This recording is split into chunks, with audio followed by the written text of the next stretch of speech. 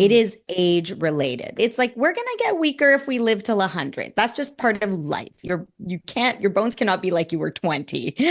Zora might beg to differ, but we are gonna get older. Our lens inside our eye is going to age, and a big part of that is UV exposure. So the more sunlight we're exposed to, that accelerates our aging, just like on our skin. It's the same thing with our lenses inside our eye. So we see that. We see the hormonal shifts affecting women, where some women get it earlier, and we see it's age related. So there's no counteracting that. So my advice to women, well, everybody, I shouldn't just say women, is wearing sunglasses outside. All right. It's a real pleasure to have on the show today Dr. Meenal Agarwal. Welcome. Thank you so much for having me, Zora. When we met, I was asking you so many questions about eyes and eye health. And I know there's a lot of women listening who are probably noticing that they need glasses or contacts, or they're holding their the can and trying to read the label as their hand. It's never far enough. And this is when we see changes. And I mentioned to you that I think it was maybe 43, more or less. I went to my first visit to the ophthalmologist, and I said, I think one of my eyeballs is like not focusing really well. And he asked me my age, and I said 43, and he's like, perfect, you're right on target. like this is exactly. It's like we know we know it happens right at 40. Yeah, and I was like, oh, but I want to preserve. Like, I don't want it to get worse. Can I take a supplement? Can I do some injection? Can I do some biohacking? Like, tell me what to do. And there wasn't a whole lot of advice. So I want to pick your brain a Absolutely. little bit on that in case any of the women are listening. And we can also go into cataracts or glaucoma or things that happen to our eyes as we're aging, and how are we destined for this or not. So let's first start about what happens to our health as we age, and especially as we're going through this menopause transition. So we know what happens a lot with the loss of our estrogen and progesterone, testosterone, and things seem to go Yeah. downhill. And I'm wondering if there's a hormonal connection to our eye health.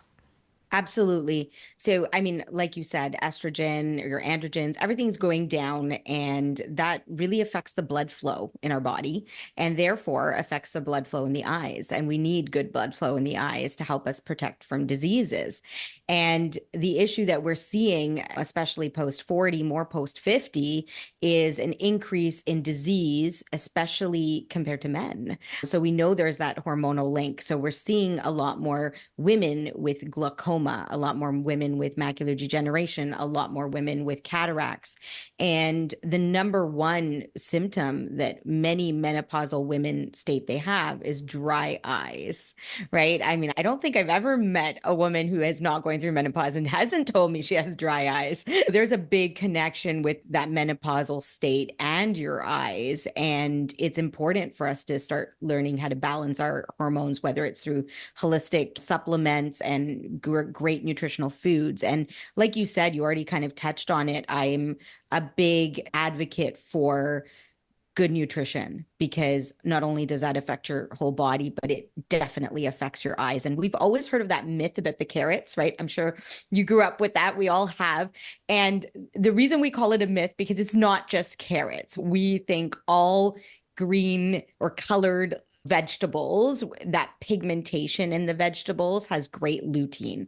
Lutein is a superfood for us, for the eyes and for our body. It's an antioxidant. And in colored berries, or colored fruits, I should say, but berries is a good class because it has a lot of deep color in there. But eating healthy is so good and important for us. And I always advocate for that.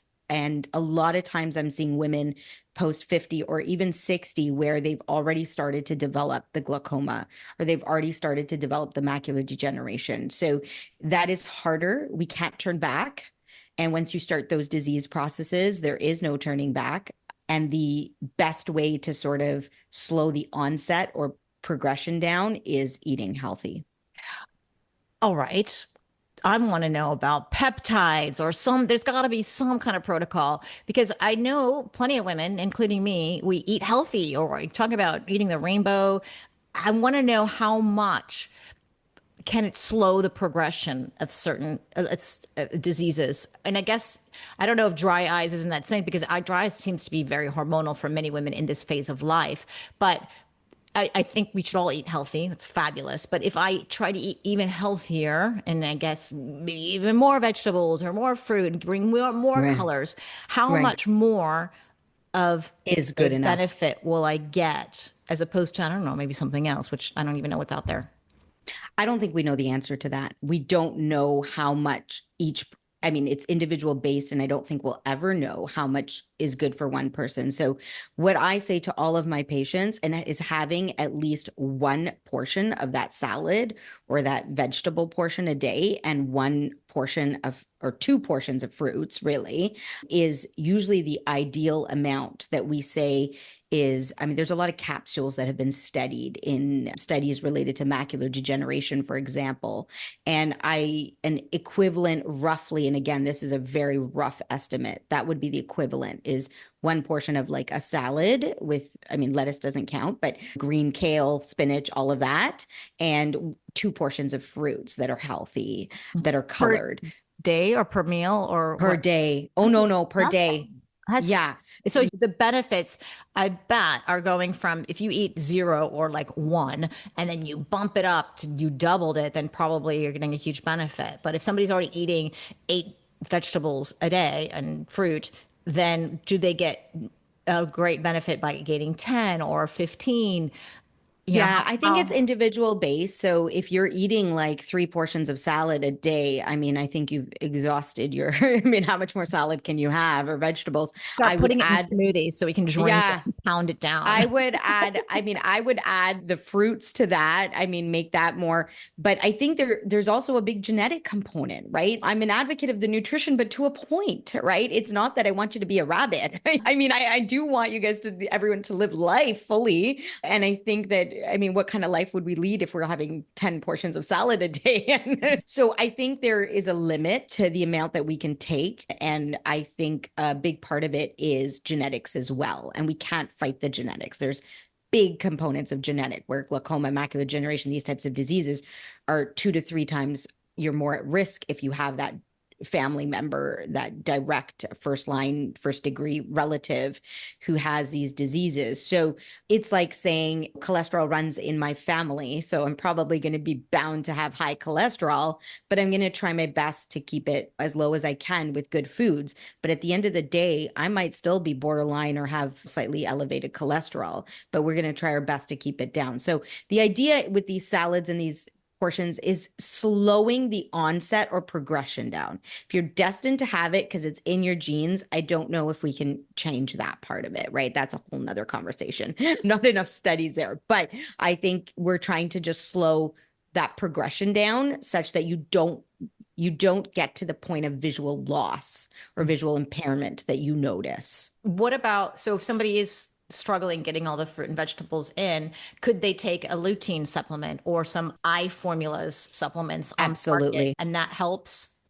Absolutely. I wouldn't just take the lutein alone because there's so many other components in eye supplements like zeaxanthin, zinc. I mean, they all have their own benefits to it. So there's some that have been very carefully and well studied. So I would speak to your eye doctor about what's available in whichever country you are. But there are some that are very well studied, like we have in North America, Vitalax, and that's very well studied. And there's studies showing the slowing down of the disease progression. And that What's is what we want to see. you said Vitalax? That's the brand Yes, name of it's a formula that it's a includes, brand.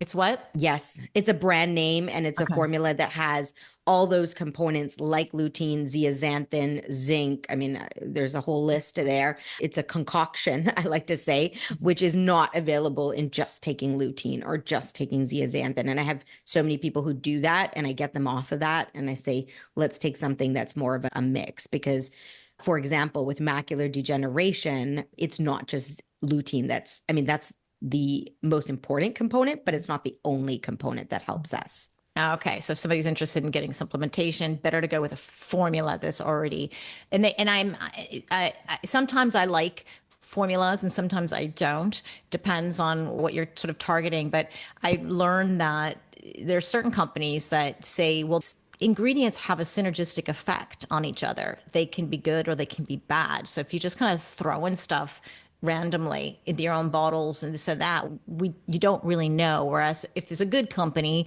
that sort of that tests, because they go, well, you may not need that much vitamin C in addition to help with the absorption of X, Y, or Z, and if you go too far, it could just be ineffective. So it's good that I'm glad you pulled out a brand, I guess, and now hopefully Yeah. And a great example of that, Zora, is eating carrots, right? We grew up thinking eating carrots will help the eyes, and a lot of people eat a lot of carrots because of that. I have a lot of patients that say, oh, I tell my kids to eat carrots all day and I pack it in their lunch. And that's great. I mean, carrots are great for you, but when we actually break down the carrot, what we're seeing is carrot has beta carotene, which when we eat it, it actually breaks down to vitamin A in our body. And we don't want vitamin A in excess. I'm not saying don't eat carrots and watch everyone stop eating them, but we don't want vitamin A in excess. We want, I mean, it's great for people who are deficient in vitamin A, but if you're not deficient in vitamin A, you just keep eating 100 carrots a day, I mean, you're going to have nothing in excess is good for your body. There's also side effects, like you were saying. So then what about, I'm really curious. I don't remember if I asked you this earlier or not. What about peptides or bioregulators? Have you noticed, are you familiar with them, first of all? And if so, have you noticed any changes? Yeah. I don't think there's enough studies out correlating with the eyes for us to really say they're super beneficial. So I think we have to wait for that. And I know in the future there will be results and there will be more studies out on that, but not at this time. There's some that show Yeah. promise, and it's just it'd be interesting if you had some. You go explore that and come report me, because I wish I had a bunch of clients I could test out some peptides on and say, does this really work? Because there's the research, but then there's the clinical experience. When you meet That's people exactly. sometimes who Yeah. go, you know what, I don't Yeah. want to wait because I will be blind by then. I might as well Yeah. try it if there's no side effects, and it's seen peptides may have side effects for sure. Bioregulators are a little bit quote unquote safer in that sense. It's considered a food supplement, but I've done my own experimentation with peptides, and I gave it a good go and didn't really seem to do anything. Maybe it slowed the progression, possibly, but it's kind of hard for me to say, because I made a post and a lot of people were asking me like, did it work? Did it work? Can you recommend? I'm like, not really. I hate to say, but I still think we're all by individual. Maybe it will work for you because it was Yeah. recommended by some other doctors. So anyways, we just love supplements and peptides and things in this world Yeah. can Yeah. add on to an already healthy diet and lifestyle, of course. But when you see in your clinic women who are in this either perimenopause or just postmenopause, what are the most common issues that you're seeing other than dry eyes? Because I'm assuming that's probably one of the biggest ones. I am going to say it starts with dry eyes. Another big one is the migraines, the headaches. We get a lot of that. We get the fluctuation in vision. Again, like you said, the reading starts going first. So that's the biggest. I don't think there's a woman over 40 who hasn't come to me for that reason, getting into that visual changes, which happen on your cornea, the front surface of your eye, and the muscles of our eyes. As our hormones are fluctuating, the corneal surface changes. And as we're getting older, our muscles get weaker. So it's a combination of both where people are getting into reading glasses. I think those would be my top: the headaches, the migraines, the dry eyes, and the near vision. And then as they get older, we see the earlier onset of all these diseases like cataracts. That's another big one. I mean, cataracts are going to happen to all of us if we live long enough. It is age related, right? It's like we're going to get weaker if we live till 100. That's just part of life, right? Your bones cannot be like you were 20. Zora might beg to differ, but we are going to get older. Our lens inside our eye is going to age. And a big part of that is UV exposure. So the more sunlight we're exposed to, that accelerates our aging, just like on our skin. It's the same thing with our lenses inside our eye. So we see that. We see the hormonal shifts affecting women, where some women get it earlier, and we see it's age related. So there's no counteracting that. So my advice to women well, everybody, I shouldn't just say women, is wearing sunglasses outside. I'm on both sides of the fence where I believe in the UV. It's good to have sunlight. I do believe in that. And I myself advocate for that. But it's not good to be outside 3 hours in the sun without sunglasses on, right? So let's have a happy balance. Let's not be against anything, but understanding that UV penetrating the eye is not great for you. And it's going to accelerate all these diseases, including cataracts. And with cataracts, most people will notice that their vision has fogged over. They'll notice a decrease in contrast or sight blurred vision. But the biggest symptom that I get is I've noticed now, like it's like a dirty windshield. So it's a fog really that you notice over time. At what age does that normally start? Typically, we see traces of it after 60. Mm. And again, like I usually will notice it in women and diabetic patients a bit earlier, so early 60s. And I think the rest of the population definitely by 70 will see traces of it. So when a patient over 70 comes to me and says, do I have cataracts? I'm like, yes, but everyone has a trace after 70. It's really hard to say you don't, right? I can hallucinate a little bit because what we see on our end is the lens starting to get a bit yellowish or foggy, and everyone's has to have some fog. I mean, it's been functioning for 70 years. Mm-hmm. Do you ever follow those regenerative medicine doctors or radical aging, or radical longevity? And people are looking at gene therapies, exosomes, and next level, like beautiful biohacking stuff. Or like, oh, it sounds like a dream. And I know that they're working on every single disease on the planet. And I'm wondering if you have any inkling in what the future holds for people with cataracts or macular degeneration. Is there hope that maybe somebody will crack the code on that so that we don't have to say, oh, it's inevitable, we're all going to have, by the time we're 70, some macular degeneration or cataracts? Yeah, I think the biggest studies that are being done in the early phases, and again, it's hard to find patients to do it, but in the trials that have come out of some of the states, and I think there was one out of India, but their studies are focusing on the retina and retinal diseases like macular degeneration, like glaucoma. So there's so many different types of studies they're doing where we can change the way implant things or change the way, almost like I like to say, the wiring is in the retina. And they've had phase 1, they're going through there's lots of testing that needs to get done before this comes to the surface, but they are working on that stuff for the retinal diseases, and that's been pretty active for a while. I just don't think we have a clear-cut answer on whether it's going to become more readily available or not. Well, yeah, or successful. That's we kind of we got to get something successful. So you're saying that it's a retinal replacement, like a joint replacement? What is it? They're looking at retinal transplants. They're looking at inserting sort of new wiring or new neurons that can be triggered to do the job of what the retina would do. So these are little microchips. I think those are the two biggest things that they're looking at. Those are the two biggest kind of studies, retinal replacement or transplant, if you want to call it that, versus inserting, I'm not an engineer, but inserting these kind of microchip type things that send the same type of signals to our brain. Because essentially, when I look at the eye is just the vessel. The eye is not seeing anything. You are not seeing a thing with the eye. The eye is just the vessel that sends the signals to your brain. Your brain is doing all the processing, right? So if your eye is not functioning, and that was the biggest kind of breakthrough, was realizing that if your eye is not functioning, let's get some wires and whatnot, chips, to do the transmission and send those signals to your brain. And I think that's the biggest breakthrough that people are really trying to understand now, because 50% of your brain's area or real estate is doing visual processing. 50%? That's 50%. Some studies say even 70. 50% of your brain.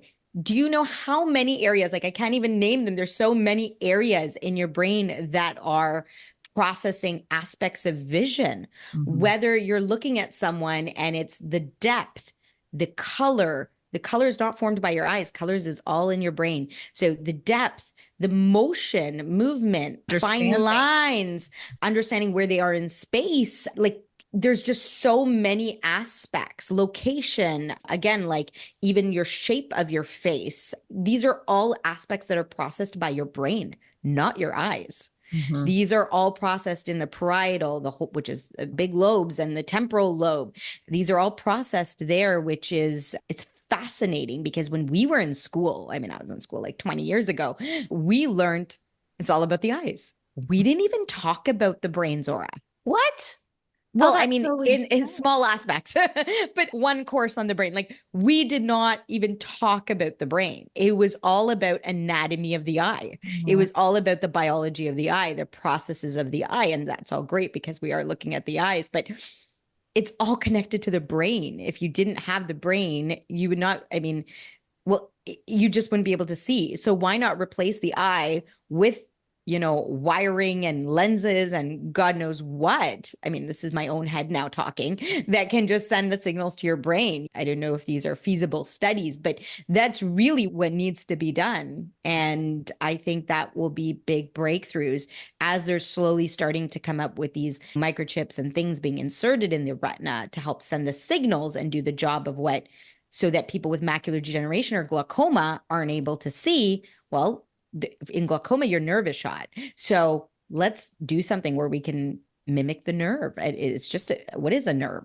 Just Yeah. sending signals, right? So I think these are big breakthroughs. And this is why I tell patients, I think this stat is you are at 40% higher risk of cognitive, which is like the Alzheimer's, the dementia impairment, if you have visual impairment. If Oh, you have a wow. visual impairment, you are 40% higher risk of a cognitive impairment. Why? Because when you are not able to see something as well, your brain has to work harder. And if 50% of its real estate is doing vision, it's Mhm. going to work even harder. And you're wearing your muscles out in your brain. That's what I like to call it. But you're wearing the areas out earlier, faster. But you would think that would be a good thing to use your brain and have it working You know hard. what? It is, but I think the problem is because you can't see those things, it's working so hard unnecessarily. And I think you're wasting all that. I don't want to call it wasting, but you are wasting all those areas of the brain that could be processing other things, just trying to focus on visual impairment.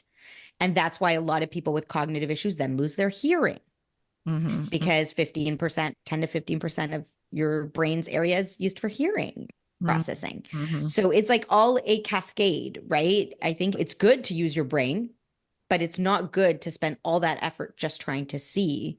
It's Hmm. better that you correct your vision and let your brain have its normal processes happen so it can use other aspects of the brain. For example, and I'm just making this up to give you an example. When you are cognitively impaired, you have Alzheimer's, dementia, you'll notice that those patients also have aspects of they are not as social, they're not as spatially aware, they're not able, even though they have a full visual field, they can't drive. They're not spatially aware. Why? Because they're spending all that effort in their brain trying to see that they're losing other aspects. Hmm. And that's the issue we're seeing. I tell every patient, correct your vision now in your 40s. I just had a conversation with a woman yesterday who was a very high prescription, reduced vision, didn't want to wear her glasses out of vanity and cosmetics and whatnot. And he was like, please wear your glasses, see things. Because if you're walking 50% around your house and seeing friends out for lunch and you're not wearing your glasses, your brain is working so much harder than other people. Oh, wow. And we are going to start seeing signs of that. Every single Alzheimer's or a dementia patient that I see, I am going to say most of them have a visual impairment. They Hmm. just don't know it. I had an 80-year-old patient the other day, and she comes in, she has Alzheimer's dementia. She drives to the office. I see her and she has Alzheimer's dementia. So she seems like, okay, but she can still drive and whatnot. I see her. She has decent vision, but then I run a visual field, we call it, on her, which assesses how much field of vision. She has 10 degrees of visual field, which means she can probably just see half of your computer screen. That's her field of vision. And she is driving. And you know what the first thing I thought of, Zora? What? If she backs out on her driveway and that's my child riding a bike. That is the first thing. Like I have goosebumps now because that is the first thing I thought about. Yeah. The problem is she hasn't had an eye exam in 5 years. People with cognitive impairment don't even know they have visual impairment. And when I say 40%, that's underreported because they don't even know that they have a hearing loss, either or both. And that moment, I pulled her license. I restricted her license. She was really upset because I had to call her son, and that's a whole nother story. But I pulled her license. I pulled her independence, and I was torn because I felt sad that I know as you get older, when I look at my parents, it's like if they couldn't drive and they're dependent on me, they would hate their life. Like that's just really sad, right?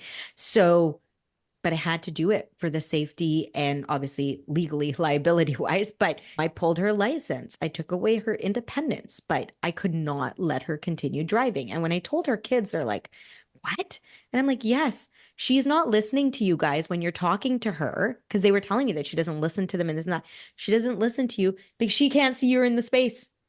She can't see you're Mm. there. She's not listening to you because she doesn't know unless you face her directly. You have the right to revoke someone's license? Yes. It's Wow. our legal responsibility because if they don't meet visual requirements, we must. Yeah. Oh, interesting.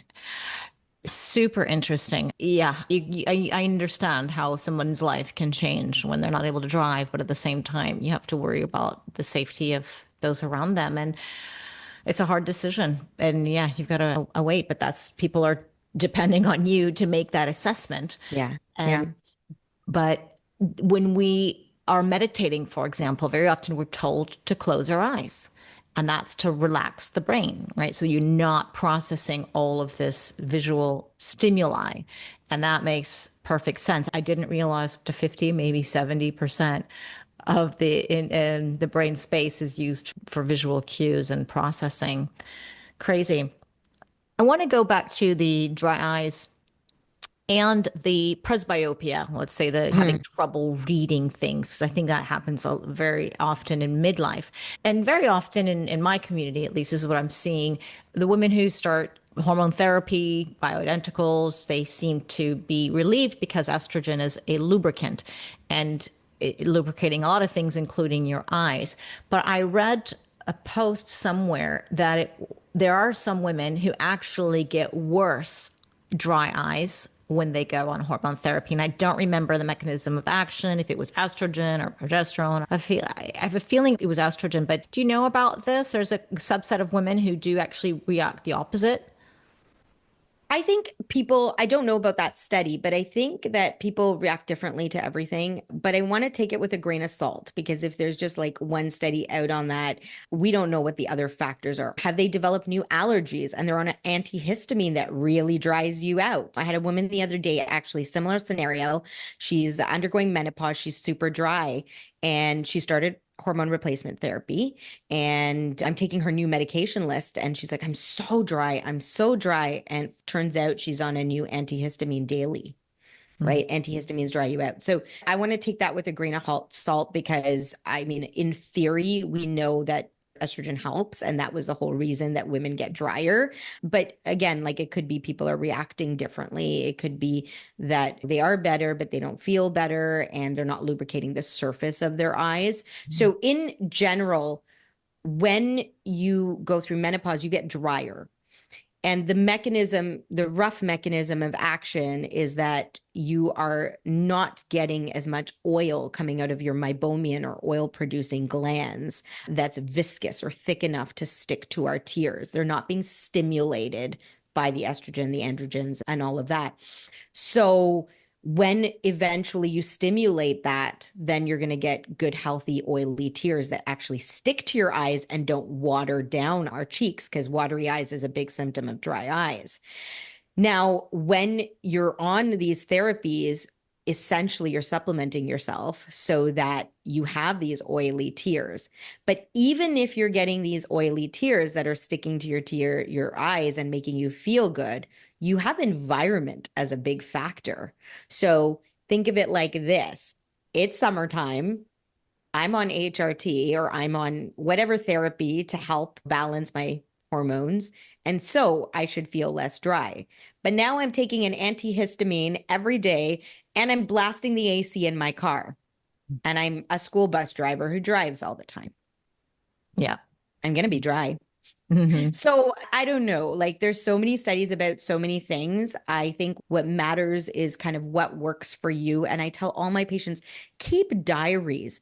When did my migraine start? When did my dryness start? When does it seem to happen every day? Is it every day after I finish driving when I'm blasting the AC? Are my migraines triggered at the end of the day after 8 hours on a computer? Are lights triggering my migraines? Like we have to be our own advocates. At the end of the day, science can only say so much. Every study is going to show something. You only know your body and what's working for your body. And you're going to have to try different things for 3-month periods. Give them time. Even with the omegas, I always tell patients, give it at least 3 months. It's a supplement. It's not a magic drug. So give it 3 to 6 months. You got to take it. It takes time and see if it works for you. And if it doesn't, then switch and go try something new. You're basically telling everyone to be a biohacker, which is, Yeah. test, measure, and assess. Like, You know what? And biohacking has worked for me. I've had medical issues and I was always very science oriented and I was a nerd in school. I was that bookworm, right? Just reading iBooks all day. And then I feel like my world crashed 7 years ago when I went through my own health issues. And I'm like, why is science not adding up? I'm on that medication. Why is this not working?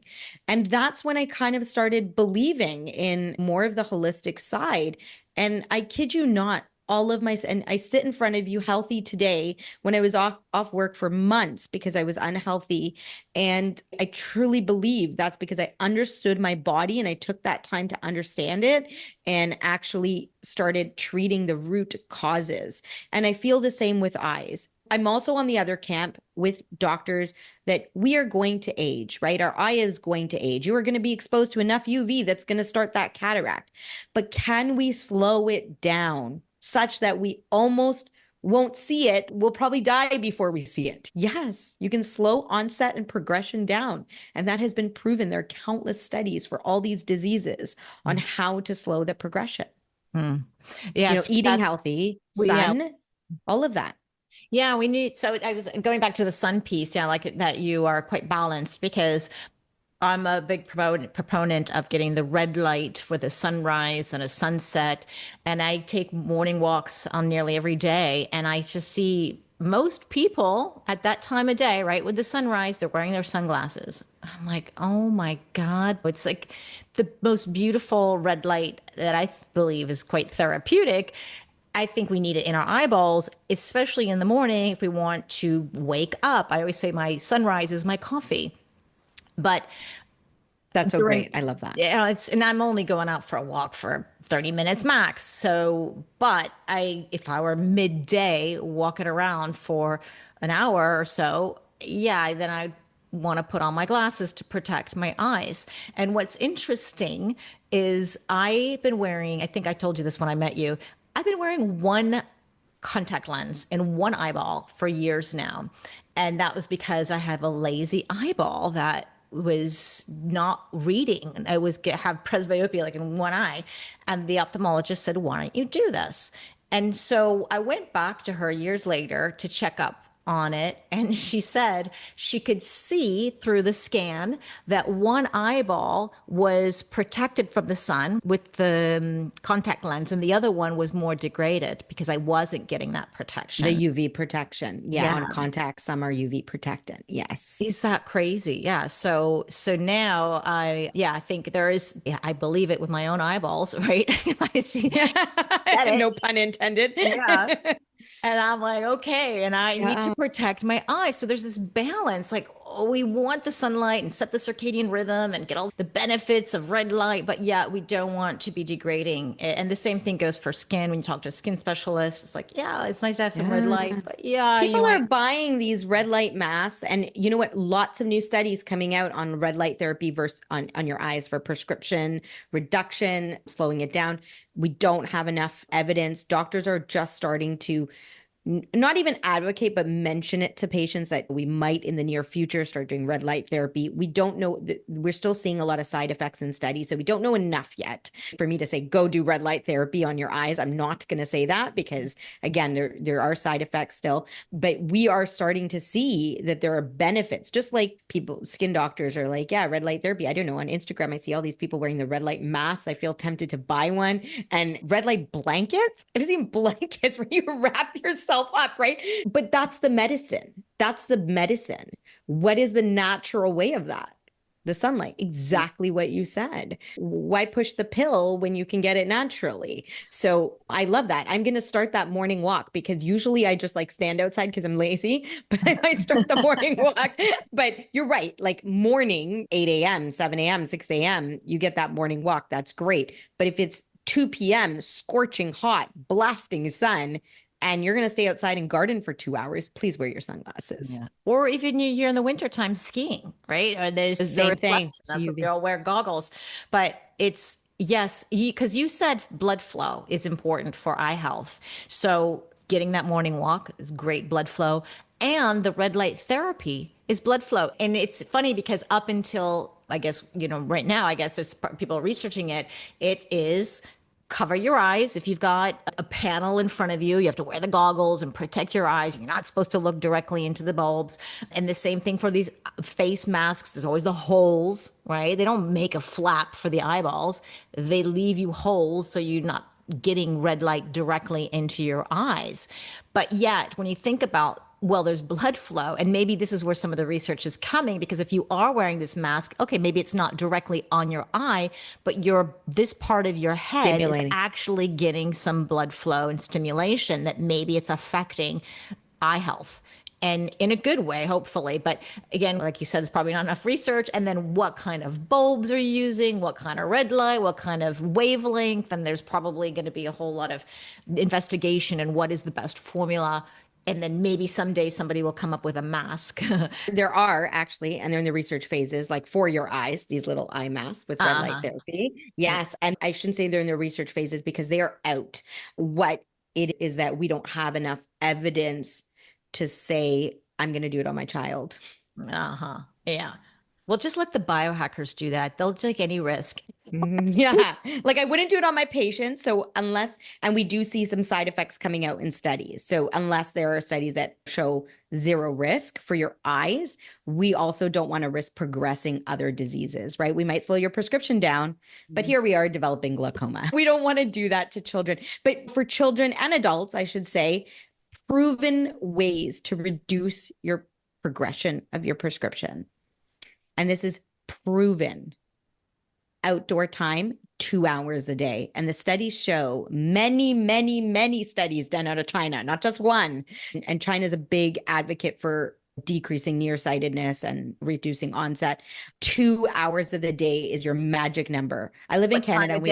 Does it matter what time of day? I don't think there's I don't think there's any mention of times of day, to be honest. It's just outside with sunlight. Sunlight matters. Sorry. So sunlight matters. You're not going to go, after sunset. So yeah, the whole idea is outdoor time because of the sunlight, right? So 2 hours a day. And and I'm going to say, do it in the morning and do it in the evening. I don't care if there's a study or not.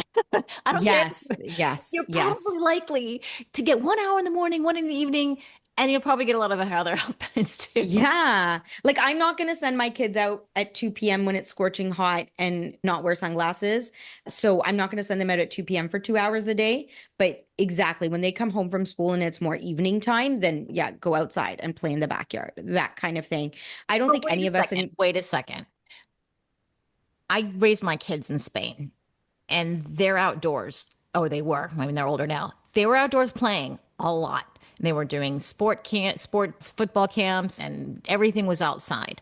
Not everything, but a lot of stuff was outside. And my son was playing soccer, right? For 2 hours. Now, I must have been damaging his eyes because no kid is playing soccer with sunglasses. No. And you know what? Yeah, you're not damaging his eye, but there are also studies that show most sun damage happens before the age of 18 in the eyes.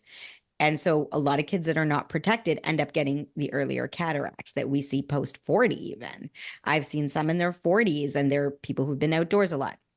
Not that We're your son's going to doomed. get a We're cataract. You're doomed. going to you're going to be so mad at me. But okay, but my kids don't wear sunglasses playing soccer outside. I mean, they don't play for 2 hours, but they don't wear sunglasses out playing soccer. Like, that's a bit awkward too. And it also reduces your contrast, a bit of your depth, so you can't play soccer as effectively. Hurt yourself. Yeah, everybody has to do what's best for them. But again, you don't have to stick to this 2 hours, because those same people that are coming out of these China studies, I mean, I think the longest running study is probably 8 to 10 years, I want to say, out. But I mean, these same people might be spending 2 hours a day outside and might be getting the cataracts at 40, right? We don't know. I'm solely talking about prescription. And if you want to reduce that onset, that is what studies show. And there's one study done out of China that said there was a group of children that got half an hour extra recess than the other half of them. They had a slower onset of their progression of nearsightedness, and they had a later onset, half an hour extra.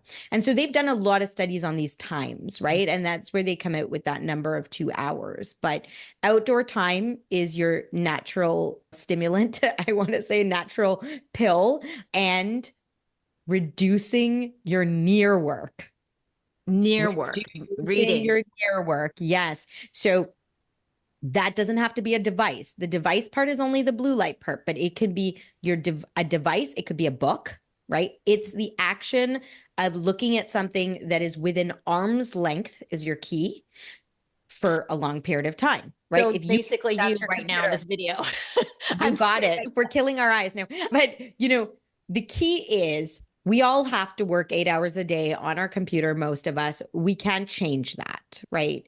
But there's the rule that we call the 20-20-20 rule, which is every 20 minutes for 20 seconds, look 20 feet or far away.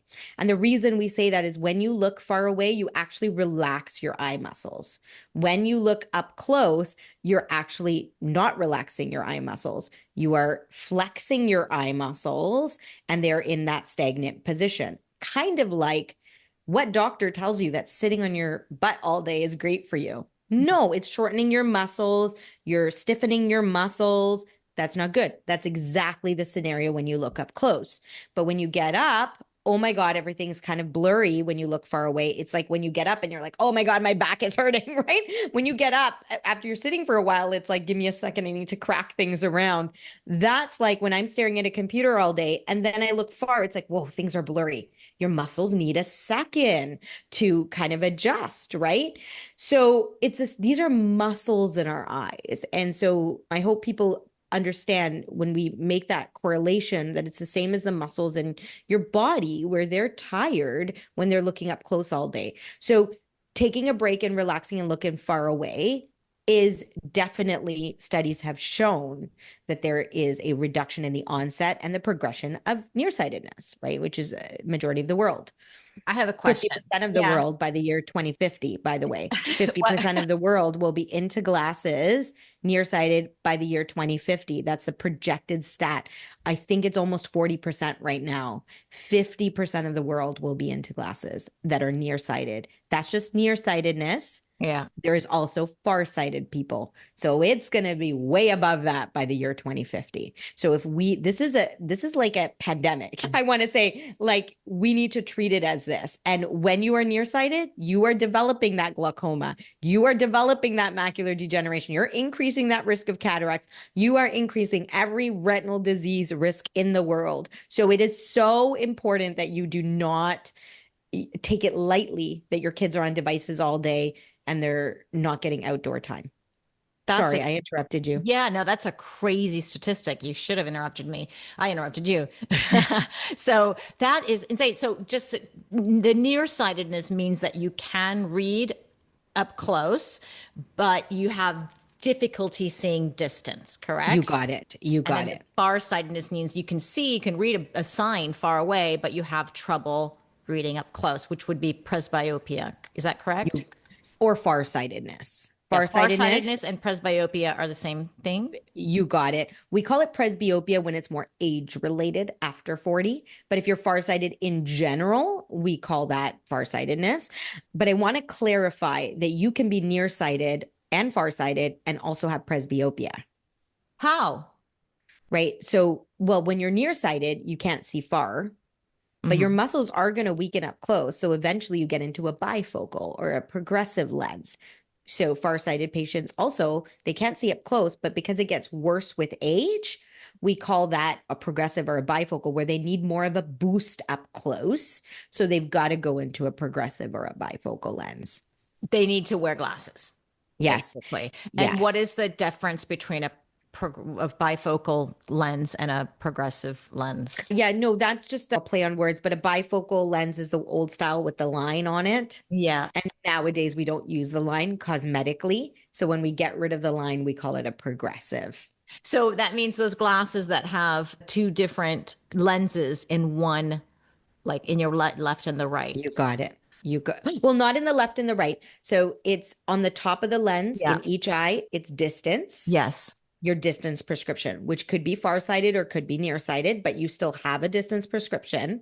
Then you go to the intermediate part of the lens, which is in the middle. And that's more of your intermediate zone, which we call about 50 to 70 centimeters or so. And then the bottom part is your near zone, which is about 40 centimeters or so. So it's a progressive. It progresses from your distance to your near prescription as you look down. Back in the day, our parents would have had the line. There was no intermediate zone because we didn't use the computer much. So that 50 to 70 centimeters wasn't really important. And we didn't really have laptops. Most of us had those bigger computers further away, right? So that 50 to 70 centimeters was not really like important. So it didn't matter. But nowadays we need that progressive versus the line because we want that intermediate zone. Most of us are on laptops at about that distance. How interesting. But you're supposed to walk around with these glasses all day long and just, Yes. so that would be really annoying to have to only look at the top of the glass when you want to see distance and only look at the bottom when you want to read. And do you ever get confused? Like, oh, Yeah, I think some people don't adapt well and we adjust the zones and stuff, but no, I think people adapt beautifully. And it's all about kind of getting used to kind of where am I looking? And eventually you get so used to it, you don't even notice it. But Zora, you were talking to me about your one contact and I don't know your full scenario, so I don't want to make judgments, but you're basically what you're doing is something called monovision, I believe, where one eye is being corrected for the distance and the other eye's prescription that's for the distance is being mimicked almost as the focusing length for near. So you don't need a contact. So you're kind of lucky in that aspect. But that alters your depth slightly. And some people are bothered by them, especially people who are like jewelers. They're working with depth. People who are sportsmen, they want that depth. So if you didn't do monovision, you would probably go into a progressive, which is what I'm talking about. Yeah. Or you would wear your distance glasses and then remove them for up close because that slight distance prescription that you have. Yeah. And your monovision eye tells me that because if you're not wearing a contact there, that slight prescription is actually our focusing distance at near. So there's some people who are very lucky like yourself where your slight distance prescription is the same focal power we need for near. So if you don't correct it, you can see up close. But if you decided, I'm going to wear glasses all day, I want to be corrected for my distance, and I'm not going to remove them for up close, you would be into a progressive. A progressive contact lens or a progressive eyeglass? Either. They come in exists? both. Yes, we call it a multifocal contact lens. But wait, how does that work? Because I understand like looking into a lens of a I mean, not a sunglass, glasses, but your contact is stuck on your eye and you can't decide which way you're going to look. So the beauty of the multifocal contact, and people listening, please, I encourage you to try it. It is not like glasses. There are different designs. So of course your doctor will decide what design, but the basic principle around it is there are zones in your contact lens for when you look at a certain distance, your pupil size changes and your doctor will take all these measurements for you. And so there are certain zones that are So if you're looking far away and your pupil size is bigger, that bigger zone will be your distance prescription. And then when you look up close, it'll be a different prescription. And they have zones of that on the contact. So you actually don't look anywhere. Your brain does the work based on your pupil size and of the constriction of your pupil. So, and where your prescription, so your doctor will center your prescription where they think it needs to be centered. It is phenomenal. I fit so many patients every day in it and they love it. It's definitely, do not feel 40 plus if you're into progressive glasses and you have to drop out of contacts. Do not, and do not feel that way. You absolutely can get into multifocal contacts. They are easier to adapt to, I feel, and most of my patients say the same thing, than even glasses. How long has this been around? This the contact one, the multifocal. I want to say when I was graduating about 20 years ago, we were doing a lot of monovision. So I think it was out for sure, but they weren't as successful, the design. So a lot of people failed in them. So we were doing a lot of monovision, what you have. Then I think shortly after that, maybe a few years, so about 15 years ago, I would say a lot of companies came out with phenomenal designs that work really well. But it's been a good 15 years where we've been fitting this very successfully and phenomenal designs. Well, my ophthalmologist in Hong Kong, you would think she'd be up on this, being in that area of the world where everyone's wearing glasses, and she's the one who recommended the Monovision. So if I knew that existed multifocal, I would go into that. And so I am going to find a doctor who will do this for me because I think it's such a cool thing. So if some weirdo like me, because anyone who's listening and anyone who's weird, I don't know, how many people do you have like me who have a lazy eyeball, like freeloader? Lazy eyeball is a very layman's term. So it really depends on whether it's a turned eyeball, lazy like it No, can't see, not that, or just freeloader. Just like not doing its job. It's just going to decide the other one's going to work. I think most people come in with some form of laziness where it's not doing his job, but there's a good like 30% of patients that we see every day with vision not being up to par in that eye or one eye or both eyes. Okay, so I'm not such an anomaly. So if somebody's like that, like me, so what I'm going to do is go back and try to get this multifocal. But you're saying to do it in both eyes or just one? Both eyes. That's the beauty of the multifocal. And that was the reason monovision was not as successful. And don't get me wrong, I do resort to monovision in patients who, for some reason, can't adapt to multifocals. They can't adapt to anything. Monovision is our kind of fallback situation. Mm-hmm. The only thing I explain to patients, especially as they're getting older, and I know you're big on the falls and you talk a lot about the falls and the fractures, it alters your depth slightly. So be careful. I always say walking down stairs. I mean, it's not a drastic depth perception loss, but there is a slight change. So the older you are, the harder it is to adapt to monovision and that depth change. So just ensure, like, I wouldn't fit an 80-year-old in monovision. I'm too afraid that she's going to fall down the stairs or not judge the depth. I could definitely, I definitely felt the brain, when I first put that contact in for the very first time, my brain was confused. You could feel it, like what is happening. And then I was told you get used to it. That's exactly what happened. And I've been like that for years now. So I'm very curious about this multifocal contact. I encourage other women who, if you've got the same type of vision, go check that out. Is it a hard lens or these are disposables? Soft lenses. These are all soft lenses. It's not a one-time use. These are no. So these are disposable. They come in daily disposables, monthly disposables if you want to clean them regularly. And another point is for the dry eyes and actually this connection. If you are a contact lens wearer, which a lot of people are, switch to a daily disposable lens. When you're in a monthly lens or anything longer, I think some countries people are still wearing the yearly lenses, which is a big no-no. They are less oxygen permeable. They dry you out much more. All of my 40 plus patients, I make them switch to a daily lens, much thinner, more breathable, more hydrating. And that is a fact. They have to go into a daily lens if they're undergoing menopause, generally 40 plus, and children as well. So really everybody in my practice, I try to switch to a daily lens because it's just healthier. It's like saying, am I going to eat that processed canned food, or am I going to now eat the healthy, make the chickpeas on my own, right? So it's the exact same idea. You don't want to be in something that's going to stick around for a whole year. You want to be in something that you can dispose daily and it's fresh.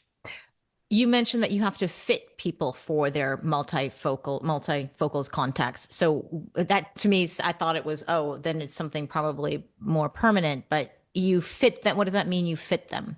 When we fit them, so there's different designs and different, we might have to change the zones, like I was saying, the distance zones, the near zones. So we fit them, we check their vision, and we check the fit of the contact. Any contact you wear, we must check the fit, because if it's too tight, it's going to impede on your blood vessels that supply oxygen to the eyes. So it's really important that we're checking how tight the lens is, how it moves on the eyes with movement. Really, we don't allow anybody to leave practices. I mean, typically eye doctors don't, without seeing the fit of the contact. So when people tell me they order online and then they come back with an ulcer or like severe something, and it won't happen right away, but it's like 4 years after doing it, and then they all of a sudden come back with an ulcer. I had a 19-year-old the other day coming into my office screaming. She bought these random contacts online, colored, and it was not fitting right. She got a massive ulcer. We cannot recover that vision. So really important that you're fit the first time, at least with your eye doctor, to ensure every lens has a different base curve, different diameter, different fit pattern. There's so many patients I see where even the lens I decide to order for them, I'm like, oh my God, that's too tight. Oh my God, that's too loose. Oh my God, that's too small. We also have stem cells that sit around our cornea. So around the colored part that you can see. And that's where your contact lens lands. And if your contact is depressing them or sitting on them, that's harmful to our eyes. So we want to be careful of that as well. Oh, wow. Really useful information. Going back to the 2020. So I've learned about this a long time ago, and I thought, what a brilliant idea. But I always forget every 20 minutes. Me too. Like, Don't worry. what's the best way to remind yourself? And maybe it's not exactly 20 minutes, but how are you putting this into practice? It's really hard. I shouldn't even be talking on this because I'm not preaching it. So what I usually tell patients to do is, like right now, even my window's right here. So if you can center your desk somewhere near a window, hopefully there's activity outside your window, and that will kind of break the pattern where something's going on and you might actually be directed to look at it. But if you're in a closed off office where there's nothing happening all around you, you are unlikely to remember, and you're not going to set an alarm. That's weird. I did that for a while. Just to get Not annoying. to call you weird, Zora, I know. but center yourself near a window or in an open space. Don't be in a closed off room, because chances are you're not going to look far away. And when you look far away, it's not going to be far enough. So the window is the best idea to have. Like for me, I know there's always people, construction workers, somebody working outside, somebody cutting their grass. So I center myself and then I just look out because I get distracted. I hear some noise. I think those are important factors for people. So it'll just naturally come. Getting some distraction in front of your face. Then what about closing your eyes? Like if you were to rest, is that the same benefit if you were to do that every 20 minutes? Yes. So, I mean, closing your eyes is good, but your muscles don't really know where they're going. But when you look far away, your muscles actually know, okay, I got it. I actually go to a resting position because it's so far away. But closing your eyes is very beneficial too. So there's a whole thing around that where closing your eyes is relaxing your eye muscles in general. And that obviously relaxes your brain. I'm not going to say that's not good. I think that's very effective. But I think looking far away can be even a little more effective, or a combination of that, because looking far away still doesn't stop our brain from processing it. So I think it's catch 22. Don't know which one would be best for you, but I think a combination of both. What about, okay, so we were kind of you were starting to give me a list of things that we can do to slow the progression of presbyopia or the distance vision issues, right? And you start outdoor time, 2 hours a day, then reduce the near work, like computers, books, and then the 20 rule. Do you have any other ones that you want to share before we move on? I think more related to health of your eyes, I want to say, rather than sort of vision. But again, they're all tied together, is smoking. We know, and we have multiple studies that show that smoking is not great for, I think the stat is 3 times more risk of macular degeneration, glaucoma. So yeah, try to get off smoking.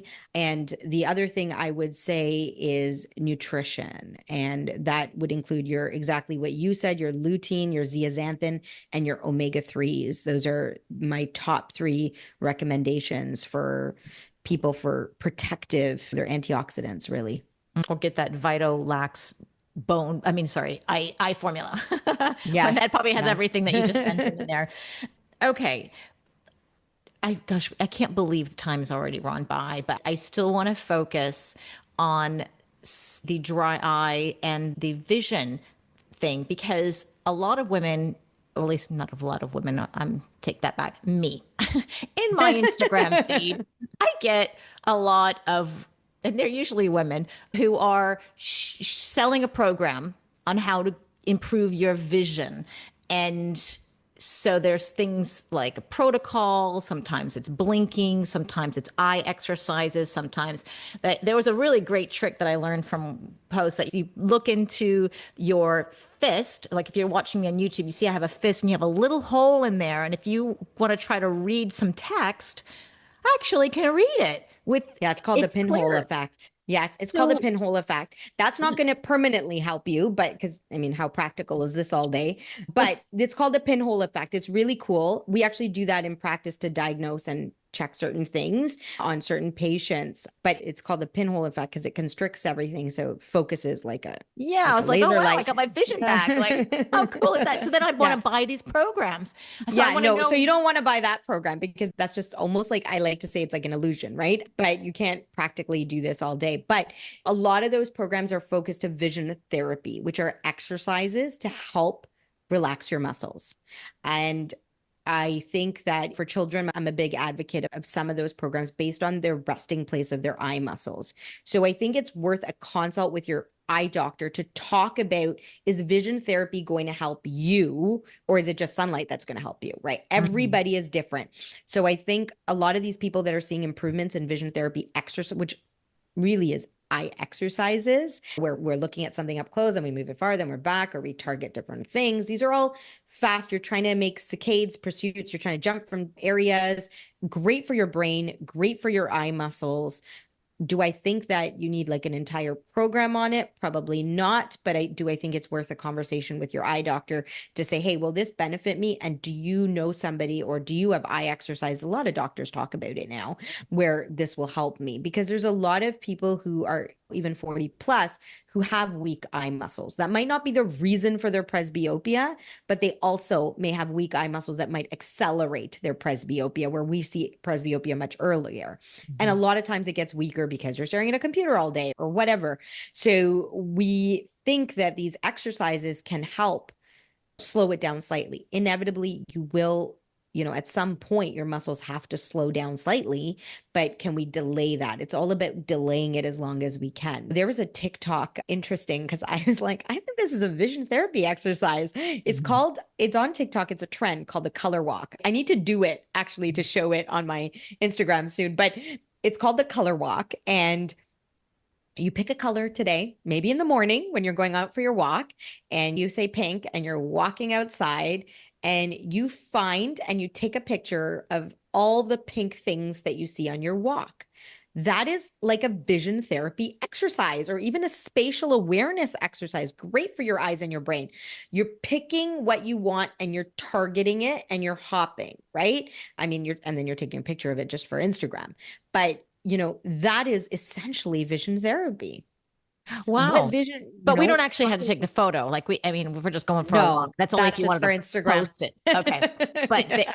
okay, so we focus on pink or whatever color we chose. And how long do we do this for? Oh, just for a second. You want to hop between things. I mean, just looking at it, then you keep moving. And most vision therapy exercises are like that because we want fast reaction times. That's great for your eyes and your brain. So even when we do certain exercises like this, or we have a string where we have different colors and we tell people to hop from yellow to blue to green on a string that you tie to your door, you're hopping. You're hopping fast. You're not hopping like yellow and then green. Mhm. No, we want that. That's building your reaction time, which is also part of all spatial awareness. So, am I a fan of vision therapy? Absolutely. Do I think you need to buy a program? No, but I think you need to have a program with your eye doctor where, they can give you some exercises like a physiotherapist, right? You're not going to buy a program. You're probably going to go to your physiotherapist, get some exercises, and start doing them daily at home, the exercises that work for you. Right. I'm not going to go to my physiotherapist and do neck exercises when it's my knee that's hurting. So I think it's important that you find out what is my muscle issue and do I have muscle issues? And so what are the exercises that can strengthen those muscles that I must do? Can you reverse presbyopia, the farsightedness? It's like asking me, can you reverse aging? A little bit. So Biological aging, you yes, can. yes, we're going to talk about that soon. But have I seen people reverse presbyopia? No, I have not seen it in clinical practice. And according to me, it's a matter of your muscles changing over time, and they do change over time. But slow that progression down. And could you possibly reverse it slightly? Yes, I think so, by strengthening your muscles and whatever the issue is that you need to strengthen. But do I think that inevitably most people are going to be into reading glasses? Sadly, yes. But when you have people advocating out there that I am 45 and I got out of my reading glasses, those are people that probably have very low prescriptions and did some exercises to strengthen it. But by the time they're 48, let's talk to them again. Oh, interesting. Yes, because that's how they sell these programs. I'm literally like one click away before buying it. It's true. Yeah, you see the testimonials, and yeah, they usually are a bit of a younger person, but And they let's. might be great for certain people, but again, one size doesn't fit all. So find out what the issue is with your eye doctor. Talk to them about these programs that you're seeing and Mhm. see if it's right for you. But there's also people that would do it with you at a lot of eye doctor offices. A lot of them have vision therapists, we call it, where Mhm. we're doing vision therapy. I have one at my office where, they do vision therapy with children because I do believe in it, that there are certain children who have weak eye muscles, and that is what's causing a problem and making them have that prescription. So we help to train their eye muscles because there's so many different aspects about why you have a prescription.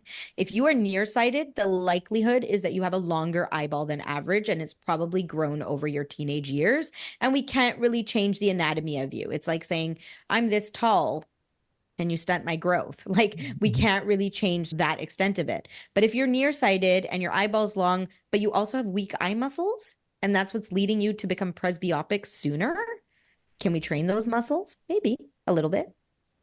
Super cool. I know I have to let you go, but I have one last question. I want to just cover briefly because maybe it's a whole other podcast we should do, but LASIK eye surgery, I guess, is what it is. And women in their 50s, I guess, more or less, seems to be doing it. I was told by the last ophthalmologist I saw lately, and he says, "You're too young." I'm like, "Oh, great. That's nice to hear, but I want LASIK." But it was a possibility for me and anyone who has farsightedness or has the presbyopia. We just want to wake up in the morning and read a label if we want to or something. Yeah. And it's not too bad for me, but I know a lot of people are much more progressive. So is LASIK, and I was told earlier, like years ago, that it's not for presbyopia. And I believe you said it is. So where you stand on the LASIK? Yes, no, LASIK is not for presbyopia. So we used to have a procedure that we called the camera inlay that we were inserting during LASIK. We no longer do that because the success rate it was shut down pretty fast. I think in Europe they might still do the camera inlay, but essentially LASIK is more for patients pre-presbyopic. So for your prescription that you had before you were 40. So think of it like that. If you had a prescription before you were 40, that is what LASIK is for. If you are doing this because you now are presbyopic, LASIK is not the preferred option. There is no option to do LASIK. It is, we will attempt to lift the flap in a procedure like LASIK, but we're going to insert something called a camera inlay. Again, not done anymore in North America. I believe it might be done in Europe still, but it's not very successful. There are some surgeons that have had it themselves and actually had it removed. So that's key to note. Yeah. And so if you have it, it wasn't effective. So my advice would be, if you're over 40 and you're thinking, or over 50, I want to say, because a lot of over 40s don't have a very high near prescription. But if you're over 50 and you are considering LASIK, go for something called early cataract surgery. We call it medically refractive lens exchange. But if you tell your doctor it's just early cataract surgery, they will understand what that is. Basically, what we're all going to get some yellowing of the lens as we age. And so what that is, they remove the lens in your eye and put a new lens that has your prescription in it. Interesting. And But what if you so need to change the prescription? Does that like you have to go no, there it again? goes, no, Surgery yeah. again? I mean, that's like LASIK, right? When you have LASIK, yes, you may develop a prescription 10 years later that has a 0.5, 0.75, and then you might need a light pair of glasses. I had LASIK 2009. You might even see my glasses somewhere in the background. I have a light pair of glasses there that I put on something. It's like a 0.5, and I just use it for night driving. But I mean, the idea is, if your prescription is still changing, we look at the rate of change over these years, then we would not want you to do refractive lens exchange or LASIK, right? But if your rate of change has been very low, then we want you to do this. We're going to replace your lens. And then over time, 10 years from now, if you develop a 0.5 prescription, then you wear glasses if you want to. Okay. I still have more questions about that, but I'm going to let you go because we'll never stop. But I appreciate you so much. Where can people find out more information about you? You've got a great podcast, Uncover Your Eyes.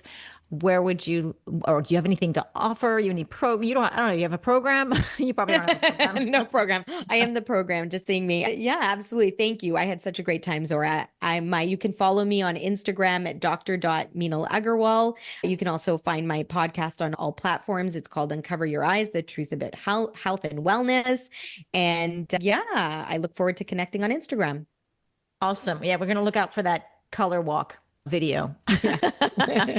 Well, thank you everyone who's made it to the end with us. You were obviously very interested in eyes and eye health. And if you'd like to learn more, send me a message so that I know we can bring on more guests to learn more about eye health. And thank you, Dr. Meenal, for all your knowledge. And I look forward to seeing you again. Thank you, Zora. Thank you so much.